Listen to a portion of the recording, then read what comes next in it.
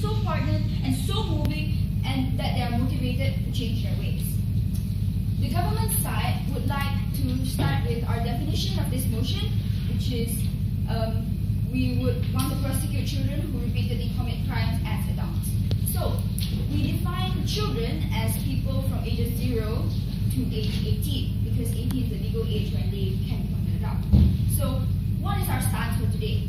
Our stance is to protect victims, and our stance is to also remind kids that just because kids are young, it does not mean that they're above the law. So, what is the government side's mechanism for today? Our mechanism is that, firstly, the first-time offenders get sent to a corrective institution, also known as juvenile school, juvenile court, basically a juvenile institution, and they will be warned that, okay, if you commit this crime again, you will be charged as an adult according to the weight of your crime, be it rape, murder, theft, pickpocketing, assault and battery, whatever it is. So it's according to the weight of the crime that these individuals are charged. So they will be warned first when they're in that juvenile corrective institution. They'll be warned that, hey, okay, if you do this again, there will be consequences. And if they commit a crime again, in the event that they do so, they will be charged according to the weight of their crimes, as I have mentioned, using an adult sentence. Now, my first argument is about the principles of consequentialism. Okay, life has consequences. Everybody cannot deny that. What you do is what you're going to get later on. Your actions have reactions according to the laws of physics.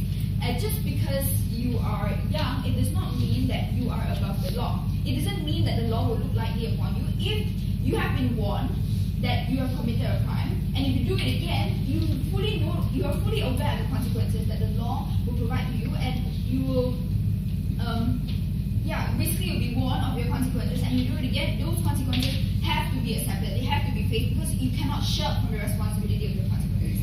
Life is not like that. So why are we implementing this policy? It's because the children need to realize that from a young age, because what we educate them from a young age is how they're going to turn out in the future.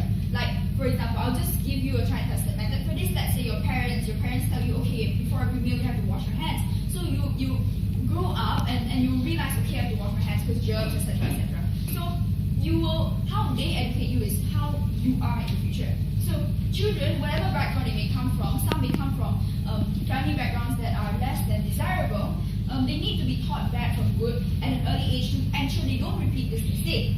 So what is the conclusion to my argument? Is that even if, I would like to preempt an argument from the opposition side, and they'll be like, oh, okay, they're too young, they'll be treated badly in prison. Have you seen the horrors of prison? Like, I don't need to elaborate on the gory details, but even if they are treated badly in prison, we have already warned them of the consequences that are coming, and any action they do after they have been warned will be saying, like directly saying that, okay, I am willing to accept these consequences because I have committed that crime, I have redone the action when I have been told I shouldn't do that. So that's basically they ask for it, okay? So my second argument is about the purposes of punishment.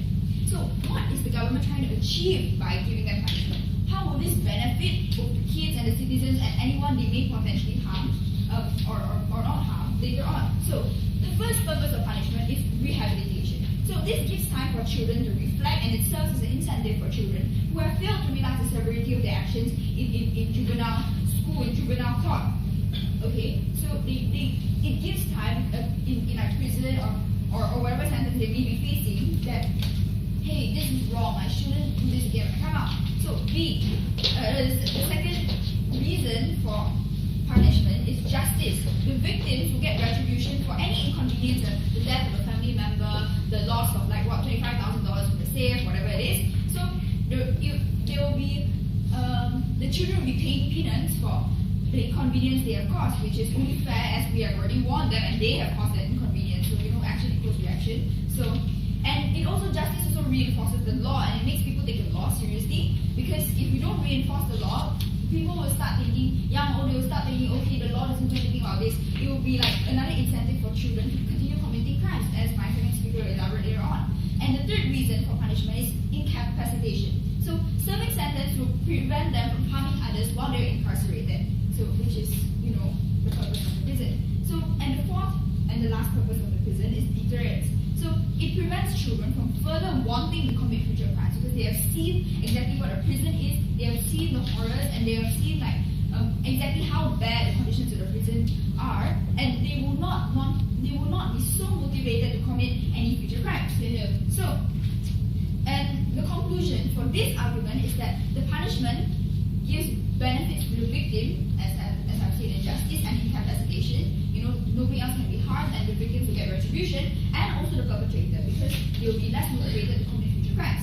Now, what is my third argument for today? My third argument is the harms of not implementing this policy. What is the harm? Children will be able to get away with this, and they can potentially be incentivized to commit future crimes. Why is this harm bad? Because it puts victims at risk. I mean, people out there who haven't been, the previous victims, they are still at risk. I mean, everybody in society whom these children are exposed to are still at risk. And these children, a harm to these children is that they will never know right from wrong, and they will never be motivated to turn over a new leaf, as they will never experience a direct impact, which is so essential to the children, because these children have committed something so severe that they need something else severe to turn around that behavior and to make them turn away from leave. So, what are the ways to mitigate these harms? So again, our policy is to prosecute the children as adults and make them realize the full consequences of their actions after we have warned them, and that is only fair to both the children and the victims, because they have been warned, and they have indirectly or directly decided that they are willing to accept these consequences if they commit this action. And why? Okay, I would like to say why other ways to mitigate this harm that the opposition might bring up won't work. I'd like to preempt another argument for opposition is that, okay, maybe let's try counseling, let's try community service, let's try other alternatives. My second speaker will elaborate at length on how those other alternatives will work. And lighter sentence community service counseling will not let the children realize the full impact of their actions. And the conclusion for today is that we need to expose children to reality, because these consequences as an adult is reality, and they need to have an idea of real life. We cannot let them live under the illusion from shirking from the consequences, because that is very harmful to both society and the children themselves. Thank you.